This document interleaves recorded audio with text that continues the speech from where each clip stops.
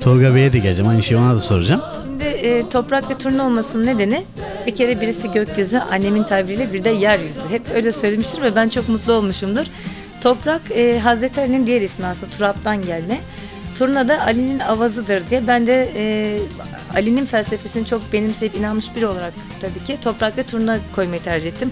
Hani bizim çocuklarımıza ayıp olmasın diğer isimler ama öyle fazla yakışmaz hani ne bileyim Melisa falan. Yani bize göre değil. Yani bizi kendimizi yansıtmalı. Çünkü Tolga ile benim dünyadaki en güzel bestem turna ve toprak. Var mı ötesi? Doğru taşıyacak ve yaşamlarına doğru devam ettirecekleri bir ilke doğrultusunda toprak ve turna ismini koymak istedik. Yani demek istedim. Şimdi ülkede ben daha önce İlyas'ın programına katıldığımda ben İlyas arkadaşı da çok seviyorum. Buradan selamlarımı ileteyim kendisine. Buradan selamlarımızı gönderiyoruz. Tüm Dem TV çalışanlarına Banu olsun, İlyas olsun benim için farklıdır, özeldir bunu da söyleyeyim. Ama hep şunu savundum ki hani bizlerin çok iyi noktada olması ya da işte kariyer falan geçelim burada değiliz ama hani yaptığın iş anlamında popüler olmak falan bu kadar önemli değil. Önemli olan annelik ve babalık noktasındaki görevimiz çok daha ağır. İnanın ki biz Türk halk müziğiyle uğraşıyoruz. Evet işimiz bu, inancımız bu ama halkımızla sonuçta paralel yaşıyoruz. Aynı şeyleri düşündüğümüzü, savunduğumuz için bu işi yapıyoruz. Ama çocuk konusunda çok iyi ailelerin çocukları ne derbeder durumdalar. Bunları hepimiz çok iyi biliyoruz. Sağ tarafımda oturan sevgili dostum Tolga Bey'i de fazla ihmal etmeyeyim. Kendisine döneyim. Peki hocam Dem TV 3. Göz izleyicileri sizi daha iyi tanısın diye size sorayım. Siz Tolga Sağ'ı anlatmak isterseniz kısaca ne dersiniz? Nasıl anlatırsınız? Tolga Sağ sonuçta bu kültürün içinde yetişmiş bir birey. Bu ülkede benim gibi 20-25 milyon Alevi varız diyorsak eğer, benim gibi yetişmiş. Demek ki o kadar ailenin çocukları da var. Benim onlardan tek farkım bu kültürün taşıyıcılarıyla beraber büyüme ortamı bulmuş olmam. İşte mesela Tolga Sağ bunu söyleyen insanlar var. Tolga Sağ babasını taklit ediyor. Yok, ben babamı taklit edebilseydim şimdi neler yapardım? Yani babamı taklit etmek o kadar kolay değil. Yani önündeki çıta çok kolay aşılacak bir çıta değil.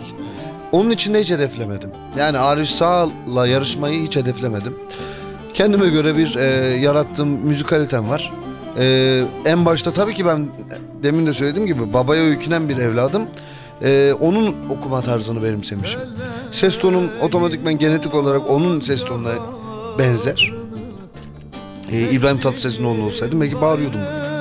Çekemiyorum bunca yıllardır ahını çektim gayrı çekemiyorum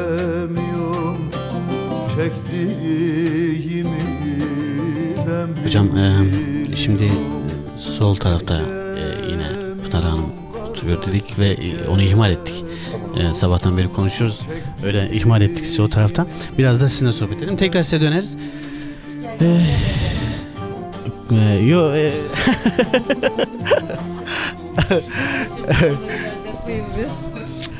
Her zaman kadınlardan yanayım önce. Döndük tabii size. Kusura bakmayın yani sohbet böyle sürükleyici olunca biz daldık gittik. Peki Pınar Sağ'ın zirve olarak düşündüğü şey müzik alanda ne? Size sorayım. Ben bu noktada Tolga'nın dediklerine çok katılıyorum. Hani biraz önce dediği şeyleri çok dikkatli dinledim. İşte çok iyi isimlerle aynı sahnede olmak değil. Benim için de hiçbir şekilde değil. Benim asıl amacım bu işe girmemdeki en büyük neden de o bağlamayı elime ilk aldığım günde de bu bende vardı. Biz kültürümüze çok doğru noktalarda sahip olmamız gerekiyor ve bunun yarınlara çok iyi bir şekilde çıkartmamız gerekiyor. Çünkü ülke elden gitti zaten.